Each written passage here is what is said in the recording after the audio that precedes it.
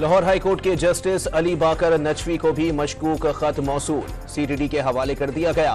Lahore high court کے ججز کو ملنے والے خطوط کی تعداد 6 ہو گئے۔ اسلام آباد ہائی کورٹ کا بابر اعوان کا نام ECL سے نکالنے کا حکم۔ سینئر صحافی سمیع ابراہیم کا نام ایگزٹ کنٹرول لسٹ سے نہ نکالنے پر عدالت کا شدید ناراضی کا اظہار۔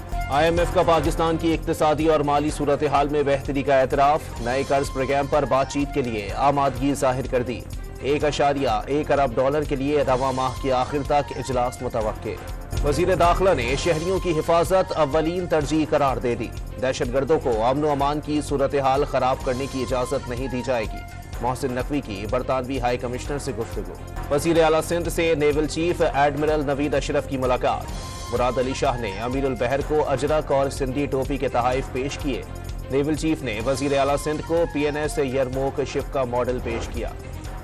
کراچی کے علاقے تیموریہ تھانے کی حدود میں پولیس مقابلہ مشکوک۔ مرنے والے دونوں ملزمان کے ورثاء کا تھانے کے باہر احتجاج۔ پولیس پر جعلی مقابلے میں مارنے کا الزام۔ کراچی کے علاقے شادمان ٹاؤن میں ڈاکوؤں کی فائرنگ سے جاں بحق 70 سالہ حامد علی کے قتل کا مقدمہ درج۔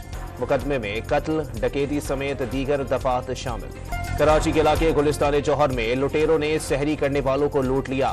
شرافی گوٹ میں موٹر سائیکل سوار ملزمان نے گاڑی سے اترنے والے شہری کو لوٹ لیا۔ نوشہرہ میں تیز رفتار ڈمپر نے موٹر سائیکل کو روند ڈالا۔ 2 بہنیں جاں بحق اور والد شدید زخمی ہو گئے۔ جاں بحق بچیاں رزلٹ لینے کے لیے اسکول جا رہی تھیں۔ سپر ٹیکسنگ پولیس نے ماریا قتل کیس میں پولیس حراست میں مرکزی ملزم فیصل کا اعترافی بیان ریکارڈ کرنے پر مقامی صحافی اور کیمرامین کے خلاف مقدمہ درج کر لیا۔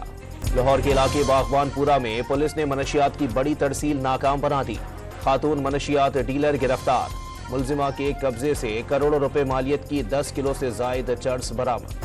پاکستان سمیت دنیا بھر میں جمعۃ الوداع یوم القدس کے طور پر منایا جا رہا ہے۔ چھوٹے بڑے شہروں میں نماز جمعہ کے بعد ریلیاں نکالی جائیں گی۔ اسرائیل کی غزہ میں جارحیت جاری، 24 گھنٹے میں 62 فلسطینی شہید۔ UAE نے اسرائیل کے ساتھ تمام سفارتی رابطے منقطع کر دیے۔ اور عالیہ رشید نے director media and communication Pakistan cricket board کے عہدے سے استعفیٰ دے دیا۔